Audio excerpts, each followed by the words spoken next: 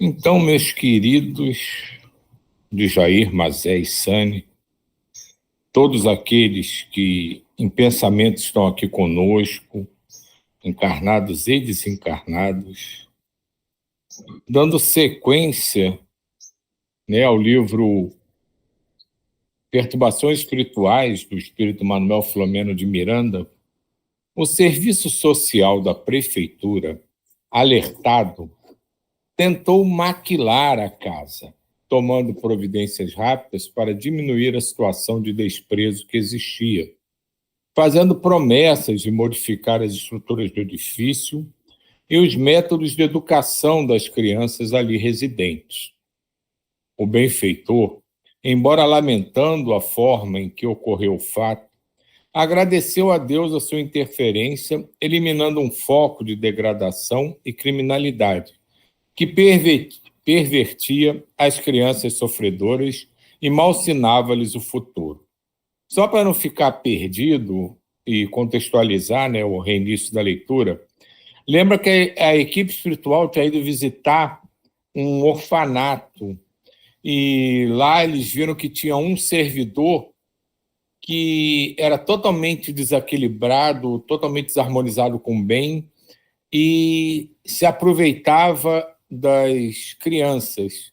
E uma funcionária, num ímpeto de coragem, acabou denunciando e gerou toda uma confusão, né, a nível de terra em relação à instituição, às pessoas da instituição, e é isso que ele vem falando, né, que os dirigentes da casa tentaram, né, minimizar o estrago, né, dizendo que tudo ia ser modificado, que não era bem assim, e é nesse sentido que a conversa segue.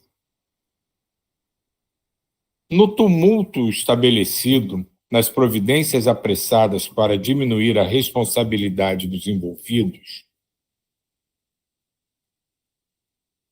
algumas crianças foram transferidas para outras instituições, a fim de diminuir o excesso, produzindo muita aflição, que buscamos acalmar com os recursos ao nosso alcance.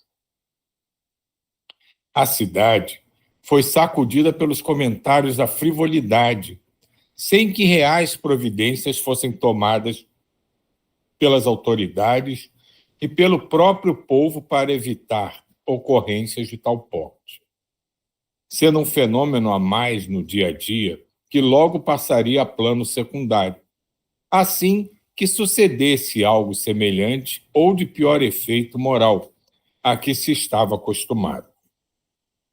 Apesar da indiferença humana, a verdade é que nenhuma rogativa ao Senhor da vida, quando feita com a alma em unção e fé, permanece sem atendimento, pois não faltam emissários do bem que se encarregam de acorrer pressurosos e afáveis. O escândalo, disse Jesus, é preciso, mas ai do escandaloso.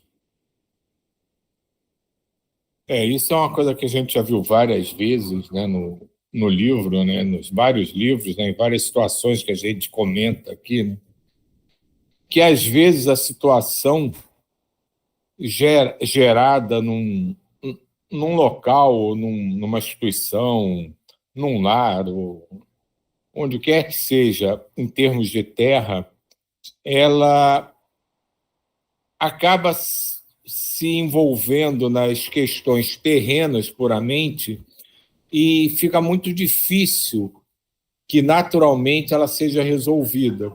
E nesse momento é preciso o escândalo, como aconteceu aqui, daquela trabalhadora da casa que fez um escândalo de fato e expôs tudo o que estava acontecendo.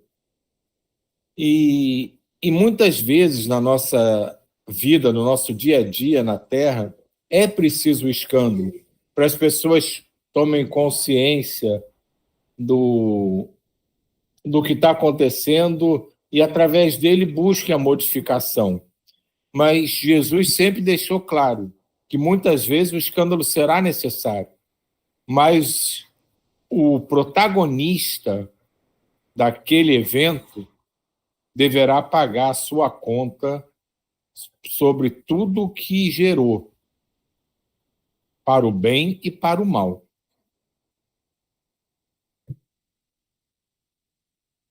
O escândalo de Jesus é preciso, mas ai do escandaloso. Tendo em vista a gravidade do mal, como um câncer, outra alternativa não havia, senão aquela que desmascarava o farsante e aproveitador, que responderia, a partir daquele instante, pela hediondez que se permitiu por alguns anos, sob as vistas complacentes da corrupção vigente em toda a parte. Amparada espiritualmente, a jovem servidora social foi chamada a prestar depoimento na Delegacia de Amparo à Infância e à Juventude, iniciando-se o processo contra o infrator que, embora casado e pai de família, era um delinquente impiedoso.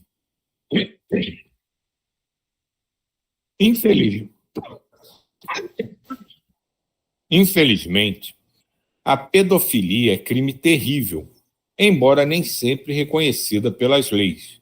Mas, segundo a Organização Mundial de Saúde, é a enfermidade da alma que graça na sociedade, ora cobertada por legislações indignas, ora como recurso de atendimento a doentes três variados, que não tergiversam em entregar-se ao nefando comércio.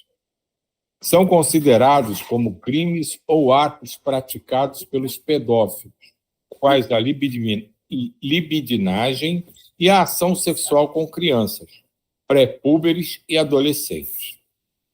Nos países pobres e em regiões miseráveis daqueles que desfrutam do poder econômico, pais insensíveis e sofredores vendem os filhos ainda crianças para o vil comércio da prostituição, ficando alguns desses célebres e próprios para o denominado turismo sexual infantil, sob o olhar complacente de transgressores inescrupulosos e sem alma. Já existem leis severas e punições graves em muitos países civilizados, sendo um crime tão horrendo que, nas penitenciárias para onde são enviados os seus condenados, é necessária muita vigilância para que não sejam assassinados por outros criminosos que se rebelam contra a aberração. Veja como isso está diretamente relacionado, o que ele está falando aqui, né, vamos colocar bem entre aspas, a descoberta desse distúrbio de comportamento com a própria transformação que a Terra vem sofrendo, né? A transição planetária também está gerando isso, uma modificação dos aspectos morais da própria civilização na Terra. E muitas coisas, né, que antes eram consideradas normais ou não eram levadas em considerações ou eram ignoradas para não causar desconforto, hoje em dia vão sendo cada vez mais expostas e discutidas. E isso faz parte desse processo de transição planetária também. E uma coisa que chama atenção nesse caso específico, essa desarmonia é tão contra o amor pregado por Jesus entre todos nós, que entre os próprios criminosos ela é mal vista. Você quer falar alguma coisa, Jair? Seguindo, Silvio, tá legal. Depois eu falo. Não, parei aqui, pode falar. O que eu acho interessante, para a gente ver, você que faz medicina, vocês que fizeram medicina, vocês têm essa sensibilidade, mas o que eu quero te falar é que a pessoa pega o cérebro de uma pessoa e não vê nada, entende? Aí pensa que eu falo um monte de troço, mas o negócio vem da alma, esse sentimento, porque é uma coisa tão sutil. Como é que a pessoa age dessa forma? Sabe? Aí já passa a ser um outro ângulo da vida. É como nós já temos, ele fala inclusive aí, é passado. E esse passado, nesse mundo também troglodito que a gente vive, pega o cara e assassina, mas é uma forma também dele se autoeducar, né? Porque, veja só, ele vai para presídio, sofre toda passa por toda essa desgraça aí, mas isso tudo é um aprendizado para ele não fazer aquilo. É assim que a coisa funciona. Tem um livro, acho que eu já até comentei com vocês, de um padre pedófilo. Eu acho que é Sexo e Obsessão, nem me lembro mais, é de Filomeno de Miranda. Que, o, esse cara, ele era ligado a prostíbulo. E aí o sexo tinha tanta força nele que, bom, vamos fazer o seguinte, você agora vai vir como padre, porque padre, você tem que ser mais casto, mais um monte de coisa, né? E ele, não satisfeito, ficou tão licenciado que passou a ser pedófilo. Entende? Isso tudo que, como você vê, se você pegar massa cerebral, ela não explica isso. Isso é coisa do espírito mesmo. E a ciência, hoje em dia, como não tem alcance nesse sentido dessas doenças do espírito, né?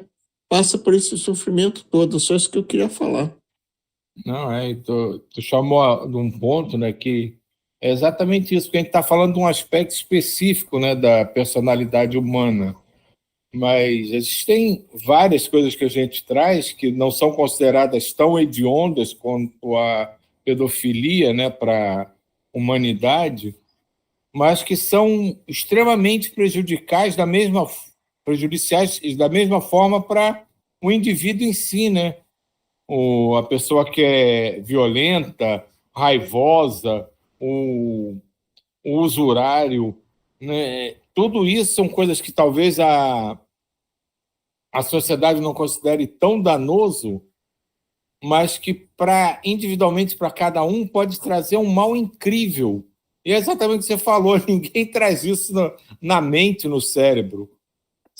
São as cargas, né, das coisas que a gente traz no espírito ao longo do tempo, né? Os nossos erros, os nossos mal aprendizados, né, ou não aprendizados, que a gente traz sempre com a gente. E a gente tem que trabalhar isso. Ninguém se livra dessas coisas da noite para o dia. Diga. Pegando esse gancho que você falou, você me despertou uma coisa interessante, que você falou aí, antes você havia falado que é um fato, que a sociedade, a transição planetária, né? A discriminação contra as mulheres, um monte de troço que a gente já sabe, né? Mas você falou uma coisa, o egoísmo, a inveja. Sabe que no futuro, em uma humanidade mais evoluída, também isso será condenado? Assim como é na natureza, que antigamente você não pensava em poluição, não essas, como pedofilia. Isso os pais vendiam os filhos. Ainda tem gente assim, é claro, mas já há uma legislação que incrimina, né? E daqui a pouquinho também eu deduzo que, partindo desse princípio que a gente conversou agora, lá na frente também o egoísmo, inveja, tudo será, sabe, da própria sociedade vai rejeitar a pessoa, não sei, de repente cria um método para combater esse mal, né? É isso só.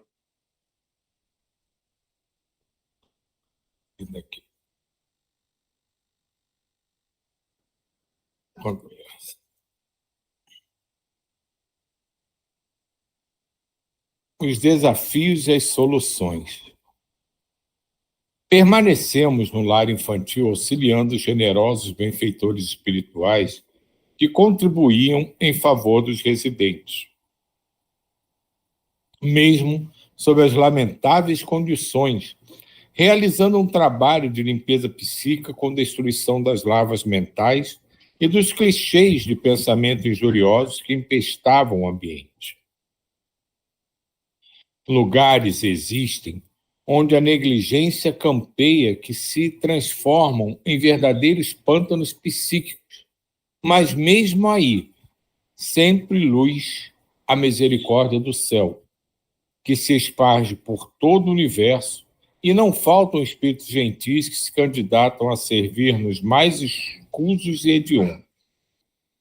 Bordéis, antros de perversão, clubes de degradação, bares de alcoólicos, infectos, recintos onde se hominizam criminosos, ou elegantes cassinos e restaurantes que servem de veículo para a lavagem de dinheiro, mas que sediam máfias cruéis e organizações poderosas. Todos são laboratórios de experiência evolutiva para espíritos compadecidos das misérias humanas que, tocados pelo Evangelho de Jesus, doam-se como samaritanos anônimos, aguardando o momento que os podem auxiliar no despertamento das consciências obnubiladas pelo vício e pelo crime malsinado, sem cansaço nem rebeldia, tendo compaixão dos que mergulham no terrível fogo. Jovens sonhadores, maltratados no lar e pela sociedade, manipulados por quadrilhas de escravos sexuais, ambiciosos para conseguir um lugar ao sol, diariamente são arrebanhados como presas fáceis e atirados às ruas, aos sórdidos recantos, onde se tornam carne à venda, até que se lhes exaurem as forças e sucumbem ante as imposições inenarráveis dos seus carrascos impetinentes. Diferente destino também é reservado àqueles que servem aos viciados ricos e exigentes, igualmente sem escrúpulos, atendendo às suas quase inconcebíveis patologias, flores juvenis que emurchecem com rapidez, ante o desgaste dos exageros que se permitem, maturidades que envelhecem sobre os vapores tóxicos da perversão, idosos que sucumbem antes do tempo, dominados pela volúpia dos desejos irrefreados e insatisfeitos. Todos recebem os influxos do bem e do amor, embora nem sempre os registrem na exaustão ou na ansiedade em que se atormenta. O pastor zela por todas as suas ovelhas e vai buscá-las quando se extraviam nos ínvios caminhos. Quer falar?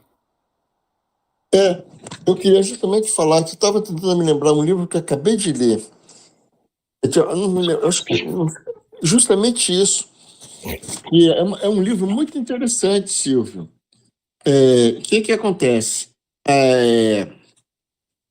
O cara, ele estava viajando, né? E aí sofreu um acidente, morreu, ficou na estrada. Aí na estrada, ele ficou andando para procurar algum lugar para chegar para casa dele, né? Entrou em um ônibus, aí no ônibus tinha um casal. Aí ele viu que ele escutava as mensagens do casal, um homem seduzindo uma mulher, né? Então, conclusão, para resumir a história. A filha dele, depois o lar se destrambelhou todo, ficou prostituta, acabou morrendo. E aí, conclusão, ele também foi parar nesse lugar. E o cara descreve. Como ele fala que sexo é exaustão. Os homens, os espíritos dos homens, fica que eles querem falar quanto à vantagem dos membros avantajados, fica tudo com membros avantajados, e aí pegam aquelas mulheres, sabe, e arrebenta tudo. É só sofrimento, é escuridão, escuridão até a sua exaustão. Essa palavra aqui, ele fala também lá na coisa. É muito sofrimento, sabe? E aí fica aquelas legiões, mas é tudo, sabe, por incrível que pareça, Silvio, é tudo um aprendizado para aqueles espíritos. Depois aqueles membros grandes daqueles homens começa tudo a ficar, começa a entrar em podridão. Você imagina, o cara tem orgulho daquele membro grande que faz estrago nos espíritos das mulheres que eram prostitutas, que utilizavam os homens, eles agora estão sendo utilizados por esses homens que se sentem vingados, fica nessa roda assim, e até que um dia um amor deles começa a ser despertado de estar em cima do sofrimento, uma coisa muito assim, do astral superior mesmo, toda uma engenharia sideral muito bem feita, sabe? É isso que eu queria falar. A gente foi vendo aqui na leitura, né, que a gente até já tinha comentado, todas essas desarmonias, degradações do espírito ainda no seu processo evolutivo, né, de aprendizado, de amadurecimento, vão estar presentes, né, e de alguma forma vão sendo estimuladas a irem sendo deixadas de lado. Mas o que eu achei mais importante de tudo isso é o momento aqui na leitura que a gente parou, quando ele diz que, independente de tudo isso, nunca, por mais errado que aquele espírito esteja, por mais hediondo seja a sua forma de agir, de pensar, por mais malefício que ele cause. Então, se a gente buscar na nossa memória o ser que a gente considera a pior coisa que já aconteceu na história da Terra, há sempre alguém tentando envolvê-lo em amor. Há sempre o olhar de Jesus, da espiritualidade superior, de Deus, está sobre ele também. Então, muitas vezes a gente acha que esses espíritos que estão assim tão desviados de um caminho que nós imaginamos ser melhor, pode ser que não seja, porque a nossa compreensão também é limitada. Sempre há alguém disposto a estender a mão, a ampará-lo, a ajudá-lo, a protegê-lo, a amá-lo. E isso a gente tem que estar em mente, por mais hediondo seja o ser que nós estamos olhando, na nossa infeliz mania de julgar, por mais desagradável e infeliz sejam as situações criadas ao nosso redor, Deus está sempre olhando. A espiritualidade está sempre se movimentando para que aquilo siga o rumo que atinja ao fim o símbolo máximo do que a gente conhece como resiliência. Vai dar certo, vai ser resolvido. Então não é um estímulo à paciência inerte, mas a confiança de que sempre estamos amparados. E isso não se modifica nunca, nem para nenhum de nós, nem para os seres que ainda apresentam desarmonias e desencantos muito maiores do que possamos imaginar. A espiritualidade está sempre presente e sempre buscando nos envolver com amor. E absolutamente, acima de tudo, eles têm uma paciência que é inabalável para aguardar o momento certo de agir, para esperar que os nossos olhos se abram, para esperar que as nossas mentes alcancem o início de uma modificação de pensamento.